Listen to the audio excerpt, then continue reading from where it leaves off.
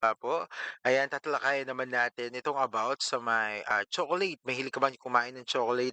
Alam mo ba na may mga benepisyo din nga po itong chocolate sa ating katawan.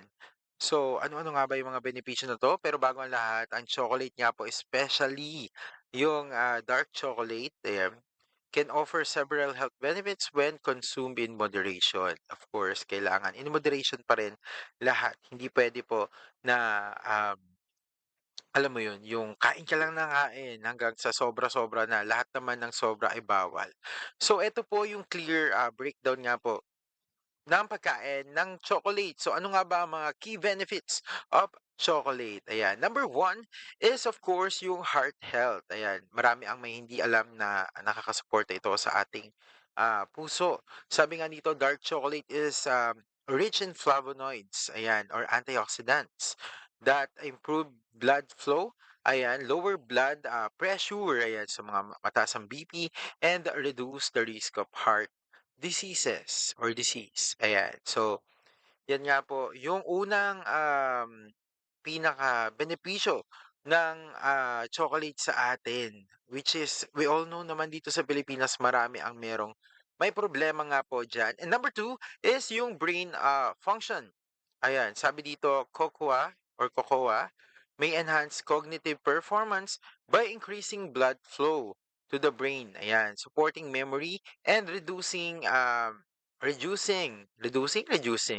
Basta yun, age-related decline. Ayan. So again, para sa ating brain, ayan, para mag-function ng maigi. At katulad nga nung sinabi dito, ayan, nag-i-increase din siya ng blood flow sa sorry, blood flow sa ating brain, which as we all know kailangan na kailangan natin ng dugo sa ating utak. Ayan. So nakakatulong nga siya sa mga gano'n. And number three, ayan, mood elevation and stress relief. Yes, we all know naman, 'di ba, 'pag na-stress tayo, umiinom or kumakain tayo ng chocolate.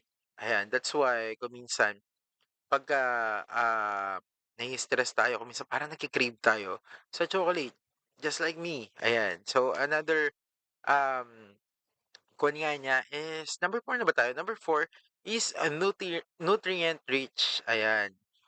Quality dark chocolate, I repeat, quality dark chocolate contains fiber, iron, magnesium, copper, and manganese. Ayan. Making it a surprising nutrient-dense treat. Ayan. So, we all know naman, marami rin naman tayong makikitang mga quality na dark chocolate. So, syempre, isa yan sa dapat din nating dala-dala. Kung minsan, pag alam mo yun, 'pag nagugutom tayo kung minsan dark chocolate lang din yung kinakain ko, nabubusog na ako or, parang hindi na napapawi yung gutom ko, parang gano'n. So, number five is yung skin protection. Sabi nga dito, some studies suggest cocoa, flavonoids may protect against sun damage and improve skin hydration. So, nakakatulong nga sa ating, balat at napoprotektahan niya ang ating balat against sun damage. So we all know naman na dito sa Pilipinas sobrang prone tayo sa araw kasi sobrang init din naman talaga ng araw natin dito. And if gusto mo na magkaroon ka ng added protection against sun damage, ayan, kain kayo ng dark chocolate. But again, in moderation lang dapat lahat. So other benefits nga po niya, ayan, research links chocolate to appetite control. Ayan, actually yun, pag kumakain ako ng dark chocolate, medyo, ayan, nakokontrol ko yung gana ko sa kumain, medyo mabilis ako mabusog pag kumakain ako ng dark chocolate. And sabi pa dito, vision. Ayan, yung sa eyesight natin.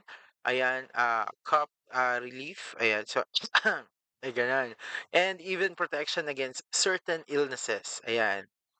Ah, although, more, evidence pa is needed, ayan. Pero yun nga yung isa sa nakikita nga po nilang mga benepisyo nga po ng, chocolate. Sabi daw, things to keep in mind, meron tayong ganyan, things to keep in mind.